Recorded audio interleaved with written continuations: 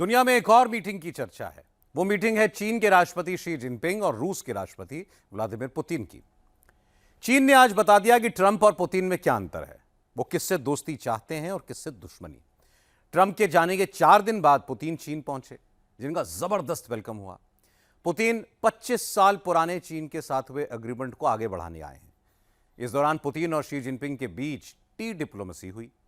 दोनों ने न टूटने वाली दोस्ती के कसीदे गढ़े।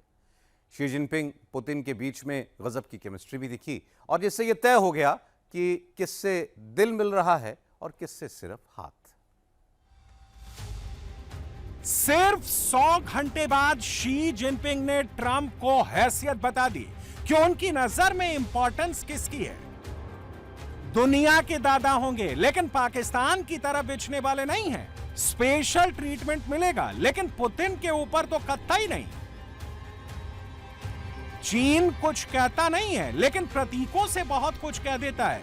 जिनपिंग ने वेलकम सेरेमनी से ही यह मैसेजिंग कर दी कि जिनपिंग ने कैसे ट्रंप को गिराया और पुतिन को उठाया है।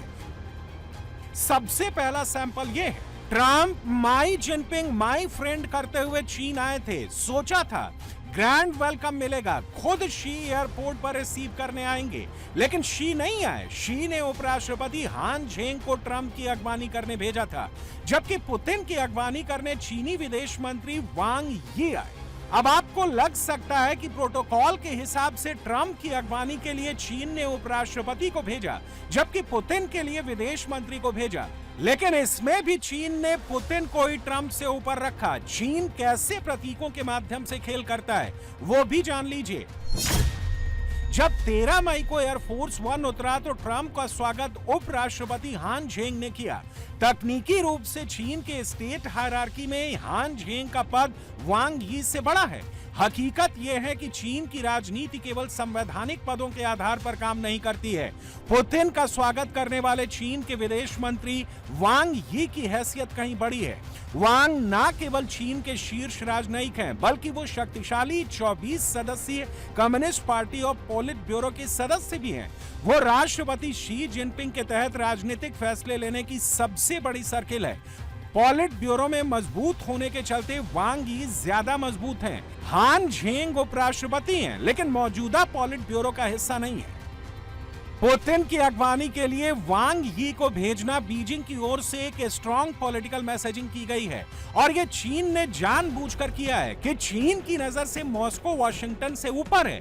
चीन के बारे में कहा जाता है कि वो बहुत कुछ संकेतों के जरिए ही कह देता है। ट्रंप ने अमेरिका चीन रिश्तों को G2 बताया था। यूएस और चाइना को 2 सुपर पावर कहा था। शी से मुलाकात को 2 महान देशों की मुलाकात बताई थी, लेकिन 4 दिन बाद पुतिन को मेहमान बनाकर और उनका ग्रैंड वेलकम कर बता दिया है कि एक और सुपर पावर है जिसका नाम रूस है, जिसका नेता पुतिन है और शी और पुतिन की दोस्ती में ट्रंप कहीं नहीं है। शी जिनपिंग ट्रंप की फितरत से वाकिफ हैं, इसीलिए जब ट्रंप आए तो हर मौके पर ट्रंप को चीन ने एहसास कराया, दुनिया पर हुकूमत तुम्हारी चलती होगी, चीन पर यह नहीं चलेगा। चीन ने 4 दिन के ट्रंप के दौरे में जब जब मौका मिला तब तब ट्रंप को इसका एहसास कराया, जिसका दूसरा सैंपल यह है। कहा जा रहा है कि चीन ने ट्रंप की यात्रा के दौरान खुद को अमेरिका से बड़ा दिखाने के लिए ट्रंप की कुर्सी तक छोटा कर दिया। हालांकि तब ट्रंप और जिनपिंग दोनों साथ बैठे तो ट्रंप जिनपिंग से छोटे दिखे। आपको बता दें कि चीन को पता था कि ट्रंप की हाइट 6 फीट 2 इंच है, जबकि शी जिनपिंग की हाइट 5 फुट 11 इंच है। जिनपिंग छोटे न लगे, इसलिए शी की कुर्सी को ऊंचा कर दिया गया। मजेदार बात यह है कि चीन की इस चालाकी पर पूरी दुनिया मजे ले रही है। सोशल मीडिया पर सोफे वाली फोटो लगाकर ट्रंप को लोग लिख रहे हैं, अब आया ऊंट पहाड़ के नीचे। सबसे ज्यादा ट्रंप का मजा तो ईरानी ले रहे हैं। चीन की नजर में अमेरिका क्या है और ट्रंप क्या है, इसी से समझ लीजिए। और उधर एक तस्वीर शी जिनपिंग के साथ पुतिन की भी आई। पुतिन की 5 फीट 7 इंच की हाइट है। शी जिनपिंग पुतिन से करीब 4 इंच लंबे हैं, लेकिन शी ने पुतिन के साथ कोई ऐसा जुगाड़ या मैसेजिंग नहीं की है, क्योंकि चीन जानता है कि कौन वफादार है और कौन गद्दार है। सच्चाई तो यह है कि चीन अपने हर उस प्रतिद्वंदी के साथ ऐसा ही करता है जो उसे नीचा दिखाने की कोशिश करता है। चीन की नजर में पुतिन क्या है और ट्रंप क्या है, दोनों की शी जिनपिंग से मुलाकात के इस सैंपल को देखिए। ये उस वक्त की तस्वीर है जब ट्रंप अपनी यात्रा में शी जिनपिंग से पहली बार मिल रहे थे। जिस तरह से ट्रंप ने शी से हैंडशेक किया, बॉडी लैंग्वेज एक्सपर्ट कह रहे हैं कि ट्रंप शी से बैटल ऑफ हैंडशेक जीतने की कोशिश कर रहे थे। ट्रंप ने पावर ग्रैब करने के अंदाज में जिनपिंग के हाथ को अपनी तरफ खींचा। जिनपिंग ने फौरन रिएक्ट किया और ट्रंप को हैंडशेक में हावी होने का मौका नहीं दिया। दो वर्ल्ड लीडर के बीच बैटल ऑफ हैंडशेक बराबरी पर छूटी।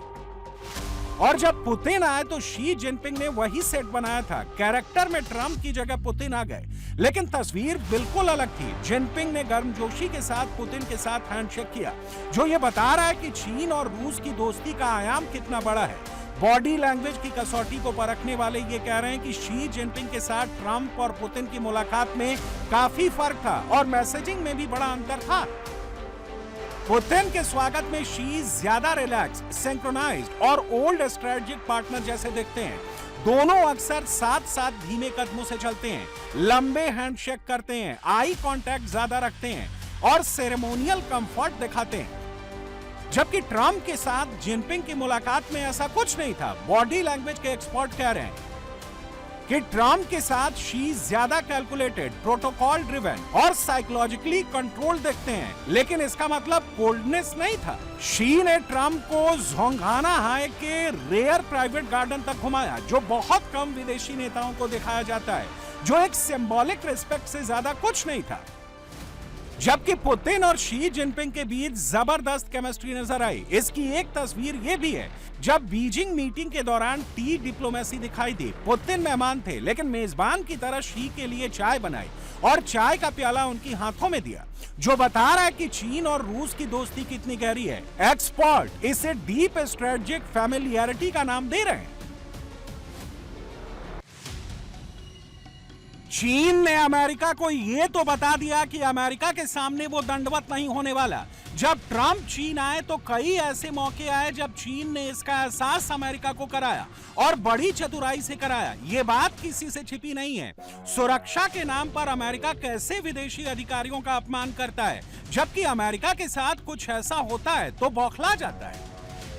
यह तस्वीर उस वक्त की है जब अमेरिकी treasury secretary Scott Bessent Trump Jinping की मीटिंग में शामिल होने जा रहे थे, लेकिन बीजिंग में चीनी सिक्योरिटी ने रोक दिया क्योंकि स्कॉट बेसेंट अपना पहचान पत्र नहीं पहने थे।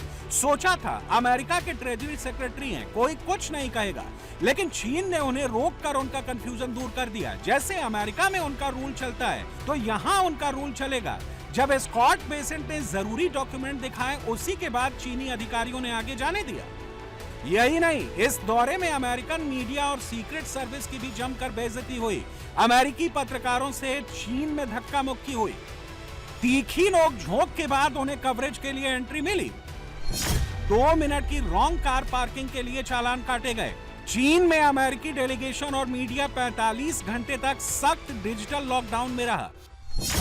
पर्सनल फोन और लैपटॉप किसी को नहीं ले जाने दिया गया। क्लाउड और सिंक ऐप का एक्सेस भी नहीं दिया गया। उन्हें बर्नर फोन बांटे गए। ऐसा इसलिए किया गया कि कहीं चीन जासूसी की मदद से उन्हें हैक ना कर ले। ऐसा सिर्फ अमेरिकी पत्रकारों के साथ नहीं हुआ। अमेरिका की बड़ी बड़ी कंपनियों एप्पल, बोइंग और ब्लैक रॉक जैसी नामी गिरामी कंपनियों के अफसरों को भी कड़े डिजिटल लॉकडाउन में रखा गया।